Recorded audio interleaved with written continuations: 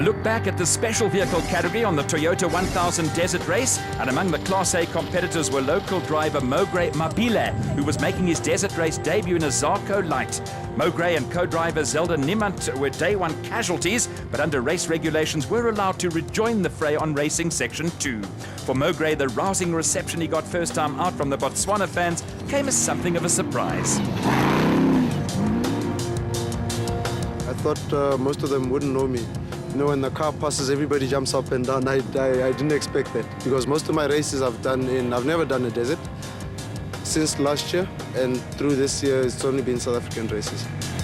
A Racing Section 2 finish saw Mogre pick up his first ABSA championship point, and his opinion local knowledge didn't count for much on the desert race.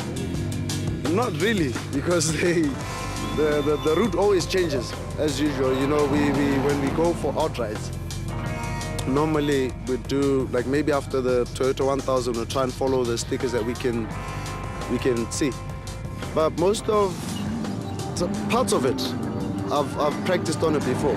Like many other ABSA off-road competitors, Mogre Mabile's path to the national championship was via Northern Region Series in South Africa.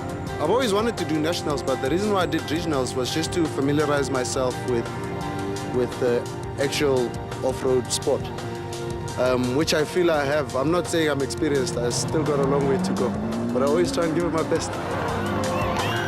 As the new kid on the block in Botswana, young Mabile has his sights set on emulating fellow countryman and former SA champion Atang Makgakganene.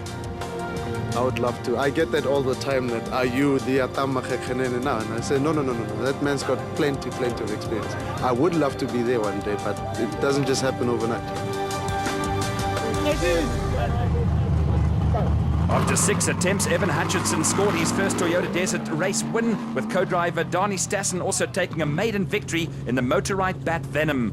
By winning the Dakar Challenge and a free entry into the Dakar Rally, it was a profitable weekend for Hutchinson and Stassen, who led home Atlas Copco crew of Johan van Staden and Mike Lawrenson, with former SA champions Quinton and Kali Solvalt also on the podium in the elegant Fuel Bat.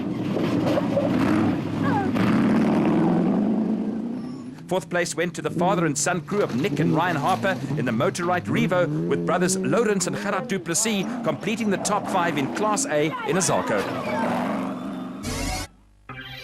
The Class A title race is a close affair, with only 2 points separating Hutchinson and Stassen and Van Staden and Lawrenson. The Du Plessis brothers and reigning champions Herman and Wichert Solwald are also still very much in the picture. The Toyota Kalahari Botswana 1000 Desert Race is Botswana's major sporting and social event and draws huge crowds all along the route. This provides the four-wheel drive club of Southern Africa organizers and Botswana authorities with a major logistical exercise, and a key role in this regard falls on Sydney Sakuani's shoulder.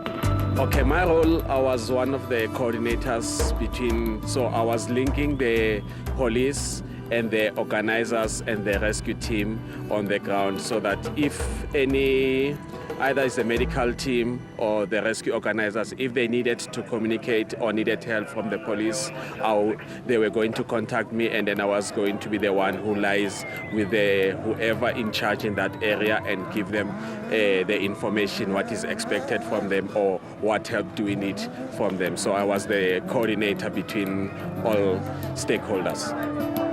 Working with the Botswana Tourism Organisation and other stakeholders, Sydney's job is to make sure the race goes off without a hitch. It is a huge event. That's where now the Department of Tourism makes sure that all stakeholders, all community members, they are involved in order to make sure that this event goes well. They even assist for the guys who are coming into Botswana, that everything goes through well and they meet all the requirements that are needed to be in Botswana.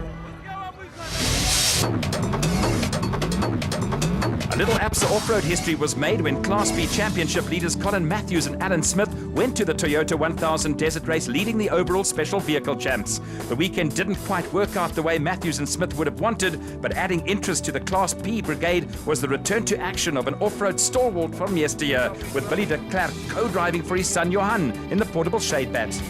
Well, it's once off Johan van Staden made it possible in his regional car. My dad's with me. The last time he sat in the car was 35 years ago. So it's going to be a big privilege to have my dad in the car for old time's sake. So yes, it's a once-off and we're here to have fun. The face of South African off-road racing has changed drastically in 35 years, and Willie de Klerk shared a few fascinating insights into the sport that these days enjoys a proud international reputation. Way back then it was wide open country. There were no fences. There was very little as far as people are concerned. Population was small and it was just open. Mostly sand roads, but we had so much fun. It was very unregulated back then, and not nearly what we see here today. You could compete and you could have fun in a box standard vehicle like that old Ford F100. Chev Nomads did well, Ford F100s did well, and only a few years later they started with pipe frames and single seaters, that type of thing. Called the Sandmaster back then. So to be here today, I've been to many races since, but today I'll be competing. I'm looking forward to it. It's going to be. Championship leaders Colin Matthews and Alan Smith completely dominated Class B on the Donaldson Prologue to determine race grid positions. The Century Racing CR3 was nearly 2 minutes ahead of Richard Fuller and Dennis Murphy in the Regent Racing Bat. Next up were Swaziland-based crew John Thompson and Clinton McNamara. They were having their first outing of the season, with Zarko crew coming in ahead of reigning drivers champion Keith McInerney and Mualosi Boroto standing in as co-driver in the Zarko in place of brother Andrew, who had previous business commitments.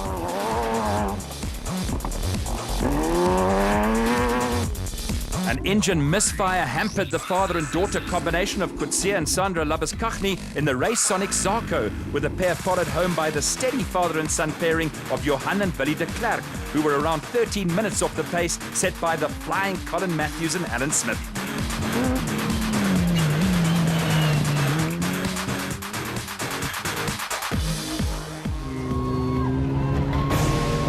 A stunning performance saw Matthews and Smith win the Donaldson Prologue. They came in ahead of Hutchison and Stassen in the motorized Bat Venom, but the two special vehicle entries were soon caught by a string of production vehicles.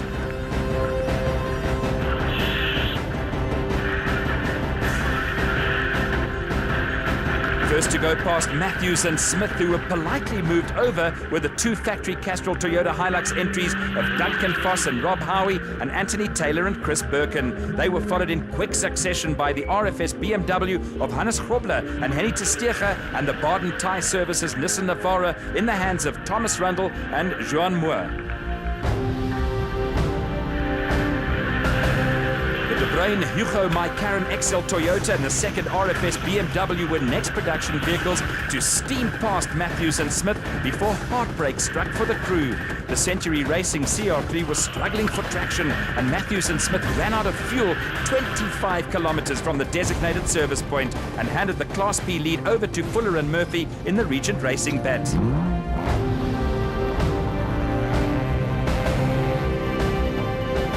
The Swaziland pair of Thompson and McNamara now found themselves in second place in Class B, while McInerney and Boroto were delayed by a suspension problem, with a small crowd soon on the scene. Repairing a broken tie rod was to lead to a lengthy delay for the pair, whilst a frustrated Matthews and Smith were to lose more than an hour before they scrounged petrol from a friendly local.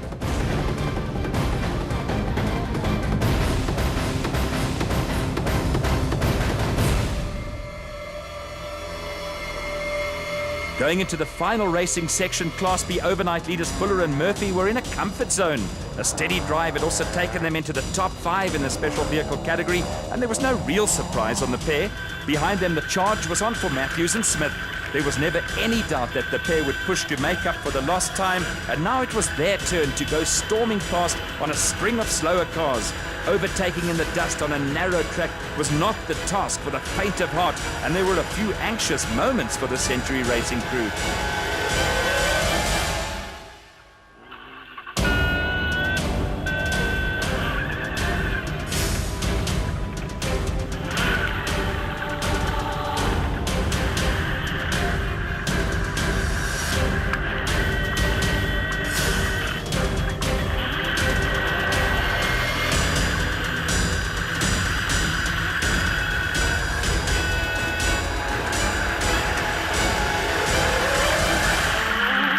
A frantic final day assault saw Matthews and Smith make up enough time to regain second place in Class B and rescue valuable championship points.